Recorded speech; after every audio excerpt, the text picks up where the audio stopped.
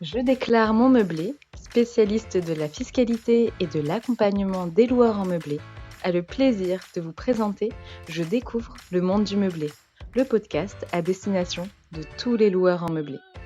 Que vous envisagiez de vous lancer dans l'aventure de la location meublée ou que vous soyez déjà fin connaisseur des avantages de cette activité, retrouvez-nous chaque semaine pour parler conseils, bons plans et suivre ensemble l'actualité de la location meublée.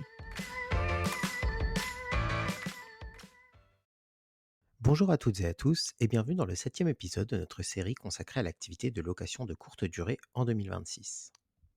Aujourd'hui, nous abordons un sujet particulier, mais auquel il n'est pas rare d'être confronté en location de courte durée, celui de la sous-déclaration du nombre réel de personnes hébergées dans un logement. Que cette situation relève d'un oubli de la part des occupants, d'un changement de programme de dernière minute ou encore d'une stratégie délibérée pour réduire le prix du séjour, un nombre d'occupants mal déclarés peut entraîner des frais supplémentaires, provoquer des nuisances, compliquer les relations avec le voisinage, remettre en cause certaines garanties d'assurance et, dans les cas les plus graves, générer des conflits ouverts avec les voyageurs ou avec la plateforme. Il est donc important, pour les loueurs, de connaître les risques encourus et de savoir réagir dans cette situation. Lors de la réservation d'un bien, notamment par le biais d'une plateforme de réservation, les voyageurs sont tenus de déclarer de manière honnête et complète le nombre de personnes qui séjourneront dans le logement, quel que soit leur âge ou le lien qu'ils entretiennent. La première fonction de cette déclaration est de permettre de vérifier que les conditions d'un accueil optimal sont remplies, puisque, de son côté, l'hôte définit une capacité maximale d'accueil qui correspond aux caractéristiques physiques du logement, aux équipements disponibles, aux normes de sécurité et parfois aux règles de copropriété ou aux réglementations locales. Bien évidemment, cette capacité maximale doit être strictement respectée et constitue un élément contractuel de la réservation.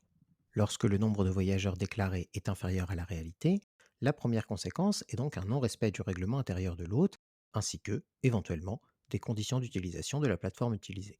Si une telle situation est constatée, elle permet à l'hôte de demander une modification de la réservation, d'appliquer des frais supplémentaires ou, si la capacité est dépassée, de refuser le séjour, qu'il s'agisse d'une fraude délibérée ou d'une simple erreur n'y change rien.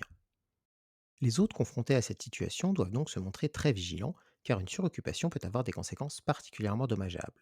La première, et de loin la plus importante, se situe sur le terrain juridique, car la suroccupation peut, en cas de besoin, remettre en cause la validité des assurances souscrites par le loueur ou prévues par la plateforme, comme AirCover sur Airbnb. En effet, les garanties proposées par Airbnb, comme la garantie haute, sont fondées sur les informations déclarées lors de la réservation. Ainsi, une sous-déclaration peut bloquer certaines indemnisations. Il en sera souvent de même pour les assurances que le loueur a souscrit pour le déroulement de son activité, qui peuvent prévoir des exclusions en cas de non-respect des conditions d'occupation. La deuxième conséquence se situe sur le terrain financier. En effet, les locataires saisonniers sont redevables de la taxe de séjour que le loueur doit collecter pour le compte de la collectivité, sauf si la plateforme le fait déjà. Celle-ci est collectée pour chaque occupant, sauf exception liée à l'âge. En cas de suroccupation, l'hôte peut être considéré comme hébergeant des personnes non déclarées et donc s'exposer à un redressement ou à une amende administrative. Dans la même veine, la troisième conséquence est, assez logiquement, une augmentation des coûts indirects pour l'hôte. Eau, électricité, usure des équipements, linge utilisé, ménage à réaliser sont autant de coûts qui peuvent augmenter si les occupants sont plus nombreux que prévu, ce qui peut avoir un impact sur la rentabilité, notamment pour les séjours les plus longs, et si la situation se répète régulièrement. Enfin, la suroccupation peut provoquer des plaintes du voisinage ou des copropriétaires, des interventions du syndic, voire des signalements à la mairie dans certaines communes, notamment si elles s'accompagnent de nuisances. S'il est difficile de prévoir une telle situation avant qu'elle n'advienne, certaines bonnes pratiques contribuent toutefois à prévenir certains comportements, notamment ceux qui relèveraient davantage d'une erreur que d'une volonté manifeste de fraude. Ainsi, le premier levier à disposition de l'hôte est la clarté de l'information. Dans l'annonce, dans le règlement intérieur et dans les messages préalables à l'arrivée, il est indispensable d'indiquer clairement la capacité maximale du logement. Il convient également de préciser que cette capacité inclut l'ensemble des occupants, quel que soit leur âge. De plus, il est important de mentionner explicitement que l'accueil de personnes non déclarées est interdit et qu'il peut entraîner des frais supplémentaires ou une annulation du séjour. Ces règles doivent être formulées de manière simple, accessible et compréhensible. Elles peuvent être rappelées dans le livret d'accueil ou dans les documents remis aux voyageurs. D'autre part, une politique tarifaire cohérente contribue fortement à limiter les tentations, puisque lorsque les tarifs sont clairs, progressifs et justifiés, les voyageurs sont moins enclins à dissimuler des occupants. Il est même possible d'anticiper en prévoyant à l'avance et de manière claire des frais par invité supplémentaires, un ajustement du tarif de ménage en fonction du nombre de personnes ou des forfaits spécifiques pour les familles. Ces dispositifs permettent notamment d'intégrer les coûts réels dans le prix et d'éviter les effets de seuil trop brutaux. Enfin, prendre le temps d'échanger avec les vacanciers avant la réservation permet souvent d'éviter les situations à risque. Poser quelques questions simples sur la composition du groupe, le motif du séjour et les habitudes de voyage permet d'identifier d'éventuelles incohérences ou incompréhensions sur le règlement et la capacité d'accueil.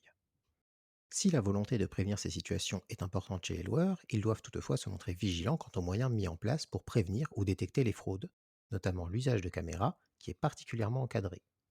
Pour rappel, les caméras installées à l'intérieur du logement sont strictement interdites, et ce même si les voyageurs sont informés de leur présence. Quant aux caméras extérieures, elles peuvent être autorisées, à condition qu'elles soient placées dans des zones non privatives, qu'elles ne filment pas l'intérieur du logement, et que leur présence soit clairement signalée. Pour autant, il reste autorisé d'installer une sonnette vidéo à l'entrée ou d'utiliser une clé connectée qui enregistre les accès. De même, il peut être utile de s'appuyer sur le voisinage ou de diffuser un guide d'arrivée rappelant les règles. En cas d'installation, ces dispositifs doivent bien évidemment être mentionnés dans l'annonce, la transparence étant une condition indispensable pour rester conforme à la réglementation. Si d'aventure une fraude est suspectée ou constatée, les actions possibles dépendent du cas de figure. Si le nombre d'occupants réels reste conforme à la capacité, la priorité est la régularisation administrative. Il convient alors de demander aux voyageurs de mettre à jour leur réservation afin que le nombre réel de personnes soit enregistré par la plateforme et, éventuellement, d'appliquer une correction au prix de la réservation. Si, au contraire, le nombre total d'occupants dépasse la capacité maximale, la situation pose un problème de sécurité et de conformité.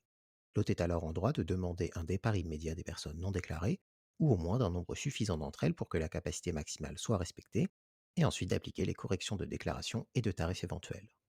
En cas de refus, il est alors possible de mettre fin au séjour, et, en l'absence de coopération, il convient de se tourner vers le support de la plateforme en expliquant la situation et en demandant une assistance formelle. Comme toujours, il est important, dans ces situations, d'interagir par écrit afin de garder une trace des échanges.